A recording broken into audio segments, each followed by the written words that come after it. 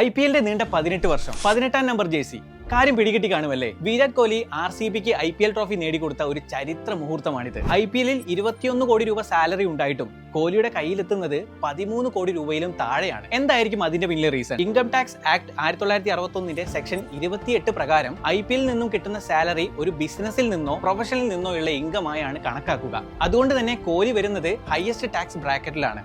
15 ലക്ഷം രൂപയ്ക്ക് മുകളിലാണ് ഇൻകം എങ്കിൽ 30% ബേസ് ടാക്സ് അടയ്ക്കണം.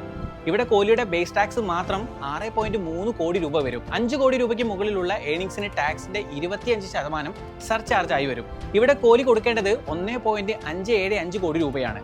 ടാക്സ് എമൗണ്ടിന്റെ 4% സെസ് വരുന്നത് കൊണ്ട് 31 ലക്ഷം രൂപയാണ് കോഹ്ലി ഇവിടെ കൊടുക്കേണ്ടത്. കോഹ്ലിയുടെ ടോട്ടൽ ടാക്സ് ലയബിലിറ്റി മാത്രം പടുകൂറ്റൻ എമൗണ്ട് ആയ 8.19 കോടി രൂപ വരും. സിമ്പിളായി പറഞ്ഞാൽ 21 കോടി രൂപ സാലറിയിൽ നിന്നും ടാക്സ് ഡിഡക്ഷൻസ് എല്ലാം കഴിഞ്ഞ് വിരാട് കോഹ്ലിക്ക് ആകെ കിട്ടുന്നത് ഏകദേശം 12.81 കോടി രൂപ മാത്രമാണ്. വിരാട് കോഹ്ലിയെ പോലെ ലീഡിംഗ് ആയ ഒരു ക്രിക്കറ്റ് പ്ലെയർക്ക് ഇത്രയും വലിയ ടാക്സ് ലയബിലിറ്റി വരുന്നതിനെ കുറിച്ച് നിങ്ങളുടെ അഭിപ്രായം എന്താണ്? താഴെ ഒന്ന് കമന്റ് ചെയ്യൂ.